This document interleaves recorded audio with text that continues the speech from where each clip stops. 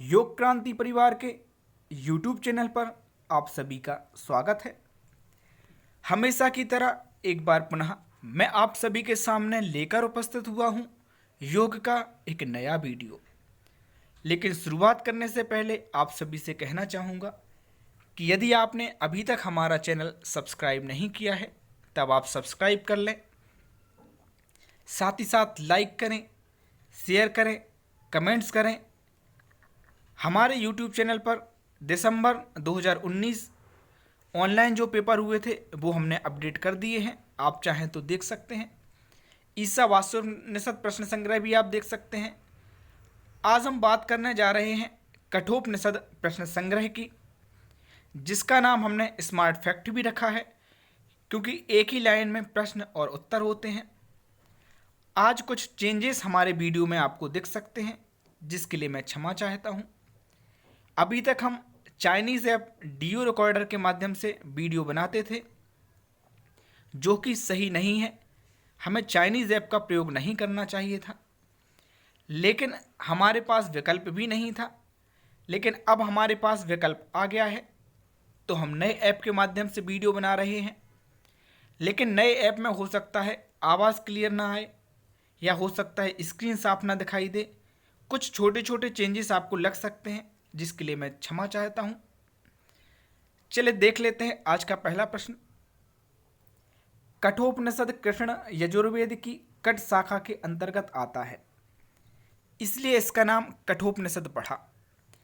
आपसे प्रश्न पूछा जा सकता है कि कठोपनिषद को कठोपनिषद क्यों कहते हैं, या आपसे पूछा जा सकता है कठोपनिषद जो है कौन सी शाखा के अंतर्गत आता है।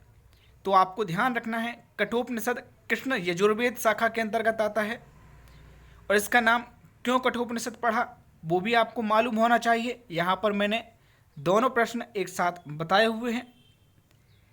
अगला प्रश्न देख लीजिए।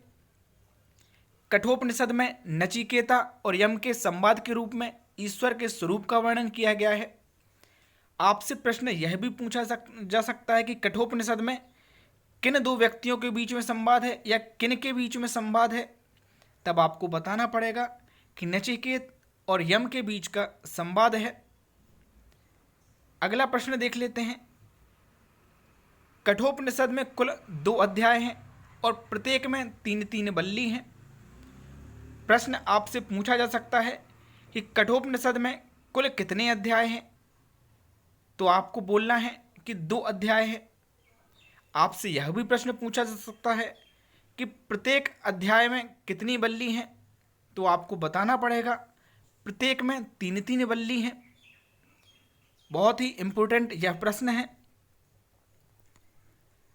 आपको यह भी मालूम होना चाहिए कि नचिकेता जो हैं उनके पिता कौन थे। वैसे यह प्रश्न नहीं पूछा जाएगा, लेकिन फिर भी आपको मालूम होना चाहिए, इसलिए आपको मैं यहाँ बता रहा हूँ।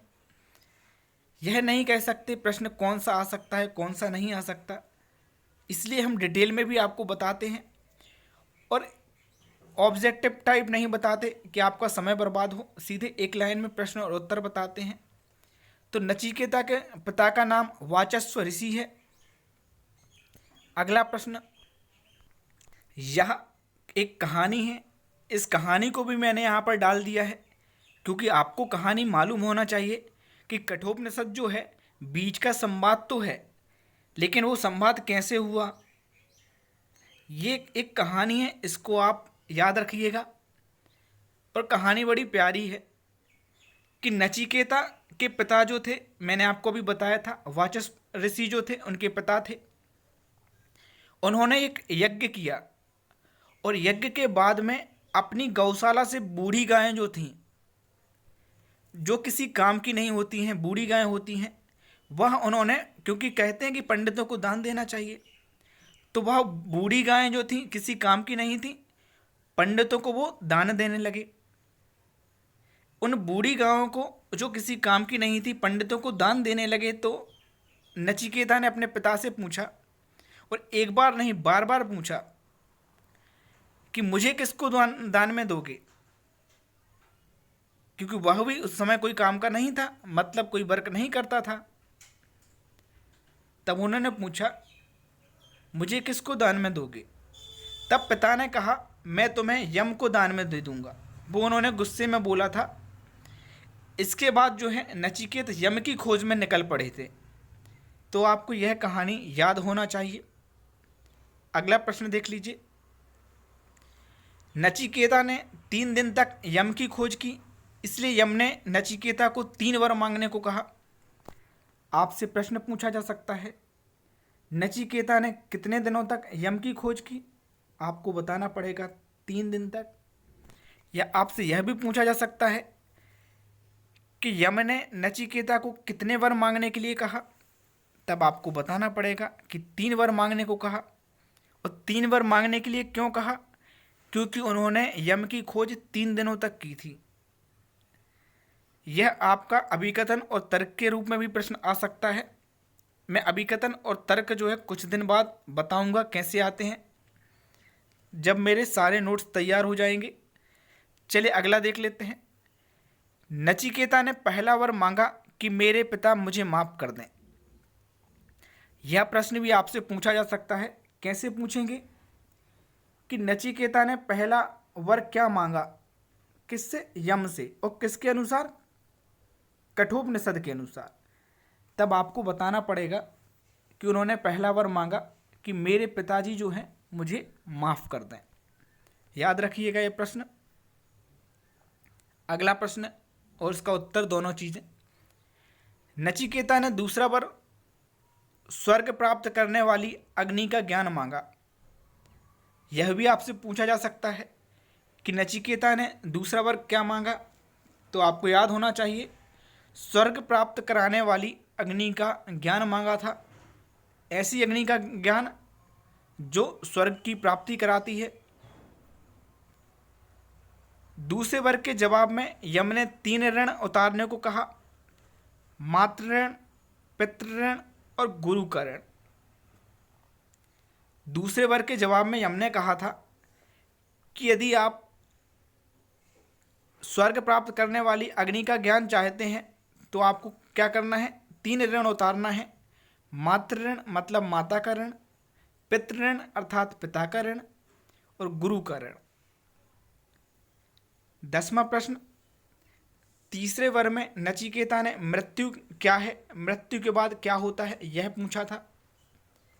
तीसरा प्रश्न जो है वो बहुत ही ज़्यादा इम्पोर्टेंट है। आपको याद होना चाहिए कि तीसरा प्रश्न क्या नचिकेता ने पूछा था और इसका उत्तर क्या था।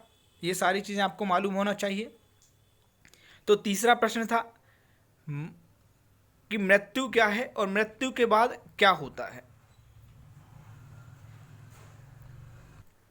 यम जो थे वो तीसरे प्रश्न को बदलने के लिए, क्योंकि वो तीसरे प्रश्न का जवाब देना नहीं चाहते, वो उससे घबरा जाते हैं और तीसरे प्रश्न को बदलने के लिए कहते हैं, आप राज्य ले लो, स्वर्ण ले लो, आप जो मांगो वो मैं आपको दे दूंगा। आदि आदि जो है वो उनको लालच देते हैं, लेकिन बदले में कहते हैं कि आप सिर्फ और सिर्फ यह वाला प्रश्न बदल दीजिए। लेकिन नचिकेता नहीं मानते हैं, इस बात का भी ध्यान रखना चाहिए आपको। जब नचिकेता नहीं मानते हैं तब यम उनको ज्ञान देते हैं और सर्वप्रथम योग की परिभाषा देते हैं। यह भी प्रश्न आपसे पूछा जा सकता है कि जब नचिकेता नहीं मानते हैं तब यम उनको ज्ञान देते हैं और सर्वप्रथम क्या बताते हैं। तो आपको मालूम होना चाहिए, सर्वप्रथम वो योग की परिभाषा देते हैं। कठोपनिषद के अनुसार योग की परिभाषा है, मन एवं इंद्रियां जब आत्मा में मिल जाती हैं उस अवस्था को योग कहते हैं। कठोपनिषद की परिभाषा तो आपको वैसे भी याद होना चाहिए और वैसे मोस्टली आप सभी को याद होगी, इसलिए मैं बार बार जोर नहीं दूंगा। अगला प्रश्न देखेंगे सीधे। कठोपनिषद में आत्मा के स्वरूप का वर्णन प्रथम अध्याय के द्वितीय वल्ली के 18वें श्लोक में किया गया है। यह भी प्रश्न आपसे पूछा जा सकता है कि कठोपनिषद में आत्मा के स्वरूप का वर्णन कहाँ पर किया गया है। तब आपको आंसर बताना है। प्रथम अध्याय के द्वितीय वल्ली के 18वें श्लोक में किया गया है। यह प्रश्न आपको और उत्तर आपको, दोनों चीज़ें आपको मालूम होना चाहिए। अगला प्रश्न देख लेते हैं। कठोपनिषद में गीता की तरह ही आत्मा अजन्मा, नित्य है, शाश्वत है, बहुत पुराना है, शरीर के नष्ट होने पर भी आत्मा रहती है, आत्मा ना तो मरती है और ना किसी को मारती है। तो यहाँ पर आपको ध्यान रखना है, कठोपनिषद जो है वो गीता की तरह ही आत्मा के बारे में बताता है। दोनों में समानता है, कठोपनिषद में और गीता में। आत्मा के स्वरूप के बारे में ध्यान रखिएगा। वो बताते हैं कि आत्मा अजन्मा है और नित्य है। मतलब आत्मा ना तो जन्म लेती है और ना वो मरती है, वो नित्य है, शाश्वत है और बहुत पुराना है। कितना पुराना है किसी को नहीं मालूम। शरीर जो है वो नष्ट हो जाता है, शरीर नष्ट होने के बाद आत्मा जो है वो दूसरे शरीर में जाके प्रविष्ट हो जाती है, लेकिन आत्मा रहती है, ना तो वो मरती है और ना ही किसी को मारती है। यह कठोपनिषद में गीता के अनुसार बताया गया है, इस बात का आपको मालूम होना चाहिए। आत्मज्ञान प्राप्ति का उपाय अध्यात्म योग है। आत्मज्ञान प्राप्ति के उपाय के रूप में बताया गया है कि अध्यात्म योग है। इस प्रश्न और उत्तर को आप याद रखिएगा। अगला प्रश्न, कठोपनिषद के अनुसार जब आत्मा का बोध हो जाता है तब हम ब्रह्म को जान सकते हैं। तो यह भी आपको मालूम होना चाहिए कि कठोपनिषद के अनुसार जब हमें आत्मा का बोध हो जाता है तब हम ब्रह्म को जान सकते हैं। अगला प्रश्न, गीता के अनुसार ब्रह्म एक ज्वाला है तथा आत्मा चिंगारी की तरह है। यहाँ पर आप सभी सोच रहे होंगे कि मैं कठोपनिषद की बात करते करते गीता पर क्यों आ गया।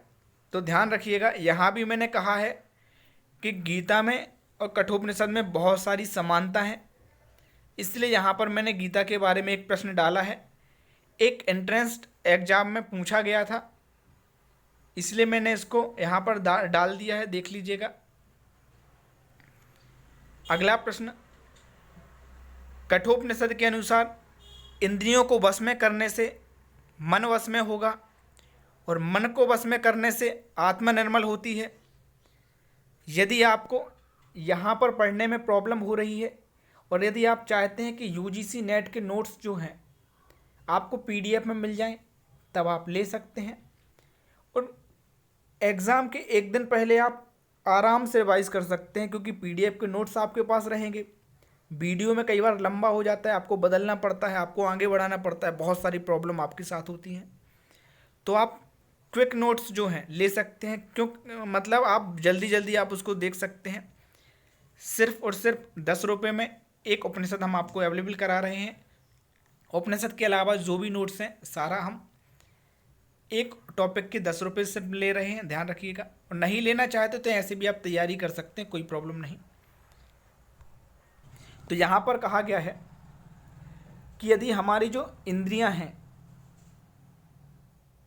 इंद्रियां यदि हमारे ज्ञानेंद्रियां और कर्मेंद्रियां दोनों यदि आपके बस में हो गई, तो आपका बस में हो, इंद्रियों के बस में होने से क्या होगा, मन जो है आपका वो बस में हो जाएगा। और यदि मन बस में हो जाएगा तो क्या होगा, आत्मा निर्मल होती है।